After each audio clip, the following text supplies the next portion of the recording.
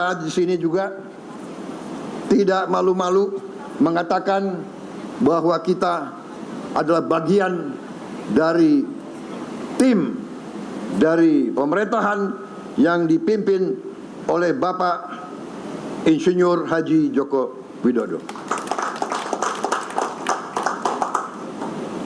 Kita bagian daripada tim Jokowi yang harus kita berani mengatakan berhasil dalam membawa bangsa dan negara ini sampai sekarang. Saya masih bersama anggota Dewan Pertimbangan Presiden yang pernah meraih penghargaan MURI sebagai abdi negara dengan masa pengabdian terlama, yaitu 56 tahun, Bapak Sidarto Danu Subroto yang kerap dipanggil Opa Darto. Opa Darto hari Minggu lalu mendadak partai-partai besar itu langsung mendeklarasikan ke capresnya Pak Prabowo. Ini mengejutkan Opa Darto? Ya, saya bau yang tidak enak aja ya. Bau tidak enak? Ya, sulit saya katakan ya. Gitu? Kalau orang asing bilang fishy smell. Fishy smell? Ya. Ada aroma yang mencurigakan? Ya. Menurut saya ya. Saya boleh mengatakan gitu kan? Gak apa-apa dong. Opa cukup mengenal Ibu Megawati? Bukan cukup mengenal. Menurut saya Opa sangat mengenal Ibu Megawati, Ketua Umum Partai Saya waktu tugas di istana beliau masih dikeluarkan dari UNPAD waktu itu. Saya 31 beliau baru keluar dari UNPAD.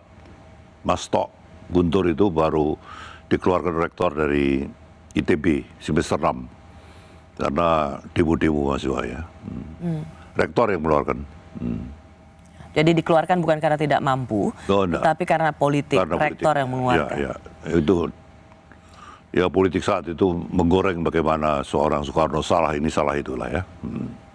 Opa, apakah Opa merasa PD Perjuangan dalam hal ini Ibu Mega sudah ditinggalkan? Oh tidak, saya tidak pikir begitu. Kenapa? Ya dia seorang petarung wanita sejak reformasi bagaimana melawan Orba ya, mulai dengan kuda tuli dan membangun partai yang sekarang menjadi terkokoh di Indonesia. Itu adalah seorang yang tidak mudah ya. Bagaimana dia kader-kadernya menjadi petarung-petarung di lapangan ya. Karena itu telah dicontohi oleh seorang Megawati yang memang petarung ya. Seorang wanita petarung itu sejak reformasi. Bagaimana bisa sekarang selalu menjadi partai terbesar di Indonesia ya. Pada saat deklarasi partai-partai tadi untuk mendukung deklarasi pencapresan Pak Prabowo, Golkar, PKB, PAN dengan terbuka dikatakan bahwa ini adalah timnya Pak Jokowi.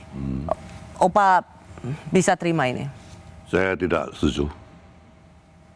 Bagaimana tim Jokowi kalau di situ kita baca ada Roky Gerung, ada HTI, ada FPI, ada 212, ya. Ada macam-macam, apakah itu penerus Jokowi? Tidak. Mereka orang-orang yang selama ini melawan Jokowi. FPI, HTI yang diubarkan, apa mau dihidupkan lagi? Itu radikalisme, ya. Dan ancaman terbesar daripada Republik ini adalah intoleransi radikalisme dan terorisme. Bagaimana Weekly Densus 88 menangkap orang, ya. Bagaimana BNPT mencegah berkembangnya radikalisme. Saya sendiri kemana-mana memberikan vaksinasi ideologi Pancasila, ya, karena COVID yang lebih berbahaya saat ini bukan COVID penyakit yang bisa kita atasi, tapi COVID ART, ya. Itu virus yang lebih berbahaya daripada COVID. Opa tadi sempat menyinggung soal HTI FPI, kan itu organisasi sudah terlalang. Sebenarnya apa yang sedang Opa ingin identifikasikan? Ya mereka selama ini dekat sama beliau. Orang-orang beliau ada di situ. Ya Mbak Rosi tahu sendiri bagaimana mereka pendukung Prabowo juga. Maaf ya. Yang saya tahu begitu. Mungkin ada informasi lain yang tahu. Jadi ketika dikatakan ini adalah tim Pak Jokowi, Bapak tidak bisa menerima karena melihat itu sama sekali berbeda. Tapi kalau misalnya memang mereka merasa bahwa Pak Jokowi merestui, tadi kita dengar bahwa Pak Hashim sendiri mengatakan koalisi partai-partai itu untuk mendeklarasikan capres Pak Prabowo itu atas seizin restunya Pak Jokowi.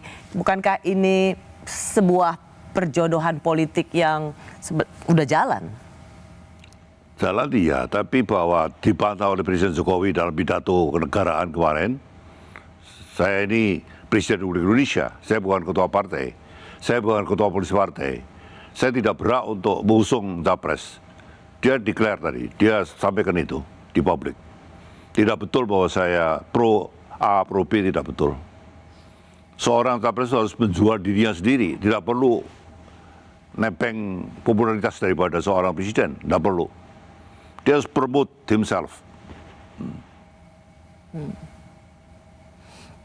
Opa, kan begini, soalnya banyak juga ketum-ketum partai mengatakan ini sudah seizin Pak Jokowi, atas arahan Pak Jokowi, ini semua timnya Pak Jokowi. Jadi kalau ketum partai mengatakan itu, sementara Pak Jokowi juga mengatakan saya disebut Pak Lurah dan saya bukan Pak Lurah, saya tidak mengatur-ngatur pencapresan. Siapa yang tidak jujur di sini? Saya lebih percaya presiden yang honest. Dia seorang presiden yang tidak boleh untuk mendukung salah satu capres, tidak boleh. Itu disampaikan secara jelas oleh presiden. Tapi kalau ada yang ngaku-ngaku bahwa dia itu, maaf ya saya, itu tidak baik.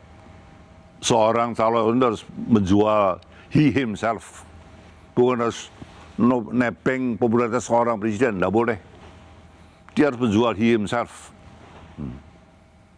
Who am I? Tidak boleh dia nepeng popularitas daripada presiden, tidak boleh. Kebetulan sekarang trust publik pada presiden lagi baik, tidak boleh lalu dompleng ke sana, tidak boleh. Nanti penerusnya harus penerus yang betul-betul mampu meneruskan program dan legasi seorang Jokowi. Bukan nepeng, bukan. Harus mampu meneruskan. Dan itu orang yang betul-betul harus timbul dari bawah itu ya. Soal Pak Lurah, Opa sendiri sering dengar kan Pak Lurah? Ya. Suruh ketemu Pak Lurah. Bukan sekali dua kali kan ya? Ya. Opa sering dengar ya? Ya. Di antara para relawan juga selalu ada sebutan itu kan, Pak Lurah kan? Ya. Jadi Pak Lurah itu emang benar biasanya mengarah pada Pak Jokowi. Ya tapi dia kan gak suka dibilang begitu kan. Nama saya kok dipakai kanan kiri sebagai Pak Lurah itu, saya bukan Pak Lurah, saya presiden. Dia bilang gitu kan. Yang tidak boleh saya dipakai untuk promote seorang capres atau seorang apapun, tidak boleh. Relawan juga tidak boleh menonjolkan bahwa dia adalah relawan ini itu, tidak. Lebih baik harus promote inilah saya ya, yang betul-betul dengan rela ya, namanya relawan, dan rela memang menjagokan si A, si B dan sebagainya. Sebagai seorang senior yang sudah mengikuti pemilu dan juga ikut mengantarkan Presiden Jokowi dari mulai menjadi gubernur dan presiden, Opa Darto merasa cukup cemas nggak bahwa memang PDIP akan sendirian, ditinggalkan sendirian, dan dikeroyok rame-rame? Kalau pengalaman dikeroyok, ditinggalkan itu sudah pada waktu pengalaman Pak Jokowi 2014 itu. Kita juga dikeroyok waktu itu. Tapi saya percaya bahwa seorang yang baik itu nanti akan elected by rakyat ya. Rakyat sekarang mulai pandai, mulai cerdas ya, dan saya harapkan kelompok milenial yang sekarang majority of pemilih ya, ada 80% ya, mereka supaya belajar dari sejarah ya. Who is suppressed, this one, that one, itu anak-anak muda sekarang harus belajar ya. Bagaimana dulu terjadi pelanggaran HAM, tahun 98, reformasi, itu perlu anak-anak muda sekarang belajar ya, untuk tidak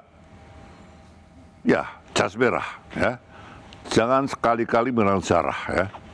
Sejarah yang baik kita ikuti, tapi sejarah yang berlumuran darah itu jangan terulang lagi. Ada suara-suara yang menyebut Presiden Jokowi merasa tidak bisa mengatur PDI Perjuangan karena semuanya tergantung Ketua Umum PDIP, Ibu Megawati. Apakah ini yang membuat Jokowi lebih nyaman mengatur partai lain? Kami kembali sesaat lagi.